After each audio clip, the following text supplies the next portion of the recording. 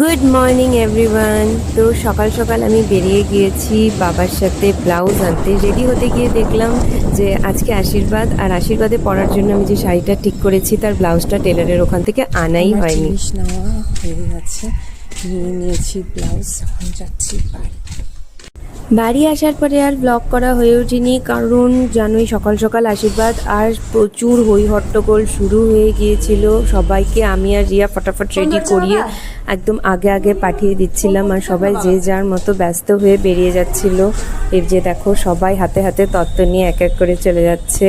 তারপরে যাই হোক রিয়া আমাকে ফাইনালি রেডি করিয়ে দিল, আর আমার কিছু ফটো আর ভিডিও তুলে দিল। যাই হোক, এটা হচ্ছে আমার আজকের আশীর্বাদের জন্য ফুল লুক।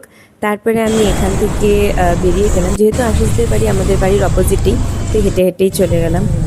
গিয়ে দেখি জিউ ওখানে খুব বিরক্ত হয়ে গেছিলো, তোর বাবা ওকে বাইরে ঘুম পাড়াচ্ছিল। আর এই যে আমি ঢুকলাম ভিতরে, আর এই হলো এখানকার সিনারিও।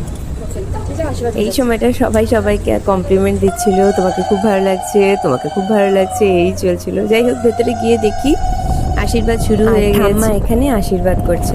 এমনিতেই জুন মাস, আর তার মধ্যে এতগুলো লোকের একসাথে এরকম গ্যাদারিংয়ে সত্যি প্রচণ্ড গরম লাগছিল ওই সময়টা এখানটায়। আর যেহেতু বাড়ির উঠোন প্যান্ডেল করা হয়েছে, প্রচুর গরম হয়ে গেছিলো জায়গাটা। বাট স্টিল সবাই ওখানে এতটাই খুশি আর আনন্দে ছিল যে গরমটাও গরম বলে মনে হয়নি। খুব হাসি খুশি আনন্দে ভালোবেসে আশীর্বাদ পর্বটা চলছিল। তারপরে একে একে বাবা, মা, কাকাই, বড় মামা, মামি আশীর্বাদ করলো। যাই হোক, এইটুকু একটা ছোট্ট ব্লগে আমি তো সবটা আশীর্বাদ পর্ব ক্যাপচার করতে পারিনি, তাই দেখা হচ্ছে পরেরটা। ভালো লেগে থাকলে please do like, share and subscribe. আর যারা ফেসবুকে দেখছো তারা লাইক, কমেন্ট আর ফলো করে দিও। টাটা।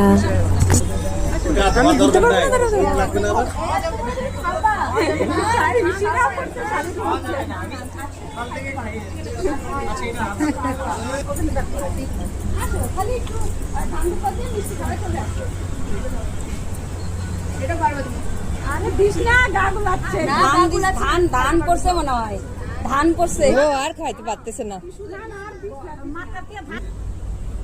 কি কম দিচ্ছে, দেখছো দেখছো, দে দে দে কি ভাই করতেছে, দে দে খাবে, ওর ইচ্ছা হয়েছে খাবার।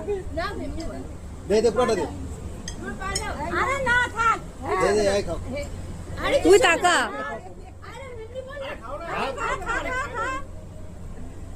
এই